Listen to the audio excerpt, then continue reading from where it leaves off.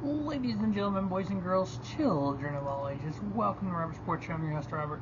Alright, ending up with the trio of professional wrestling shows from last weekend.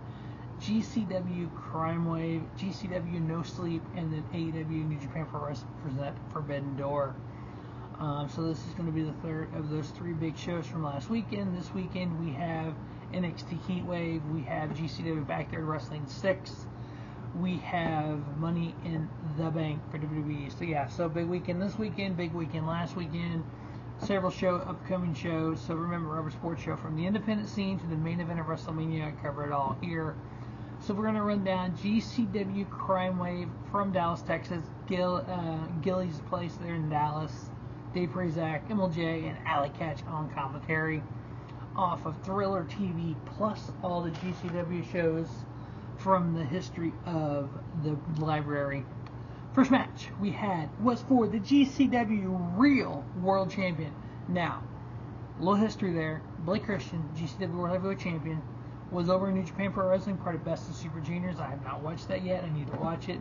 I understand he had a great showing there, but he wasn't able to get back to defend his GCW title. The new GCW General Manager Matt Cardona stripped him of the title. Well, just like anybody who gets stripped of the title, they don't feel they should have been stripped of the title, keeps the title, comes back and says, I'm the real world champion. We've heard this before. Yeah, that Punk guy did it in AEW. But anyway, Mance Warner's new world champion.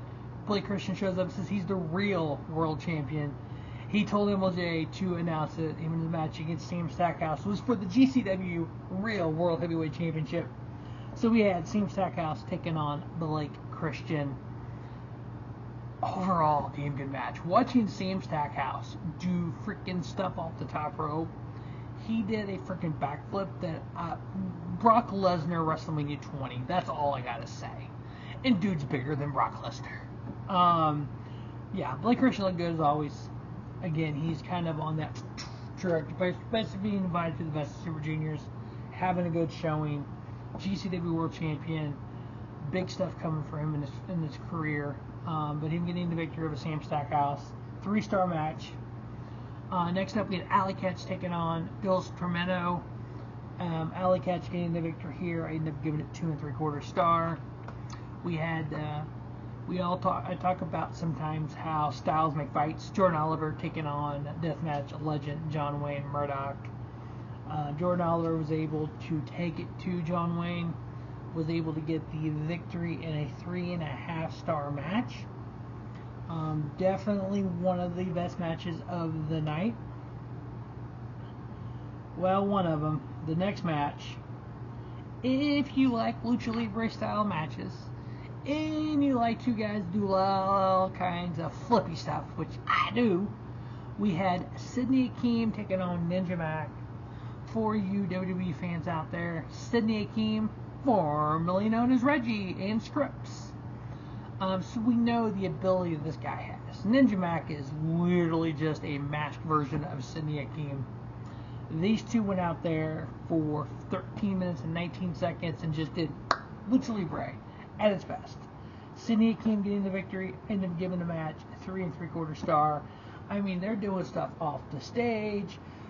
They're doing stuff through the crowd. They're just doing all kinds of freaking flips and all kinds of craziness. But I actually enjoyed it, and I think Sidney Akeem, you're going to see a different side of him on the indies, and I want to see him succeed like the Mustafa Ali's of the world have. Next up, we had the GCW World Tag Title on the line. We had the champions, the longest reigning champions, Violence is Forever, Dominic, Garrini, and Kevin Koo, taking on Los Desperados, Arez, and Gringo, Loco.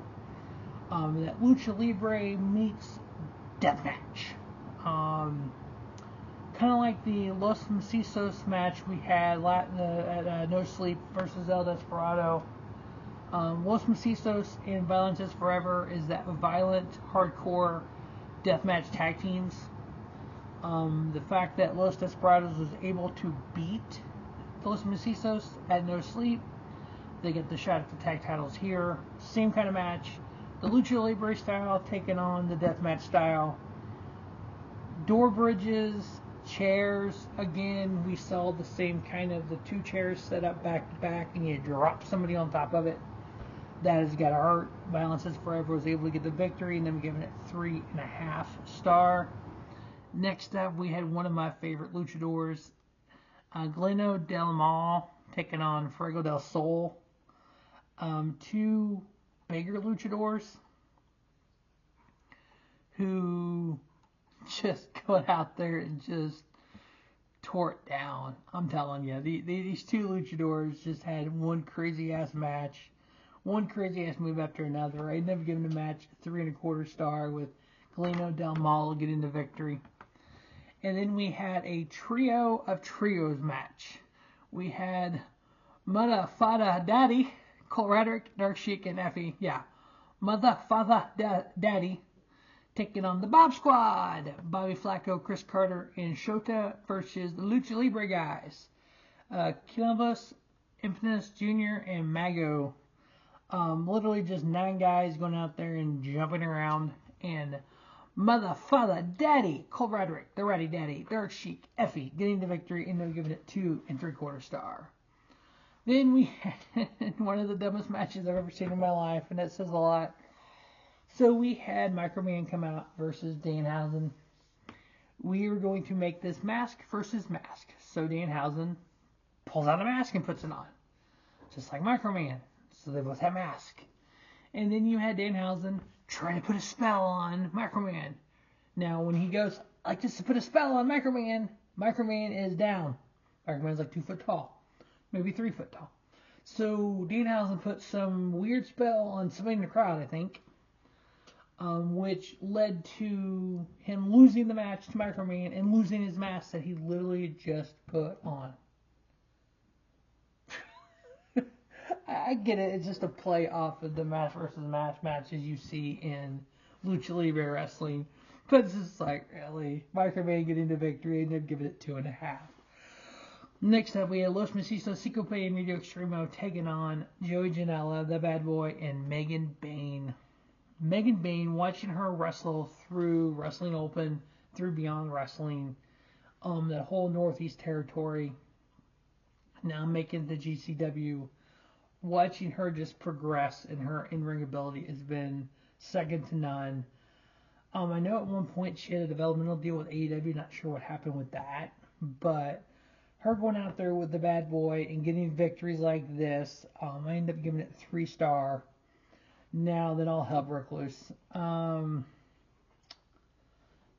actually did a swanton on Mino Extremo through a door bridge.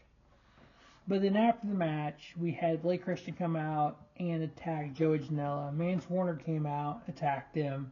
We know we got that triple threat ladder match for the titles, the World Champion versus the World Champion, and Joey Janela as well. So we kind of kept that little feud going, which actually led to the next match. Broski, Jimmy, and Mance Warner, because they were both out there. And one Manders came out with Dante Leon. We had an impromptu tag team match. But before that, when Mansour came out, he ended up attacking Joey Janela and Megan Bayne with a chair. They had a barbed wire table out there, a barbed wire door table out there as well, which Mansour came out. Broski came out to help Mansour. That's when Manders and Deontay Leon came out to help Joey Janela and Megan Bayne.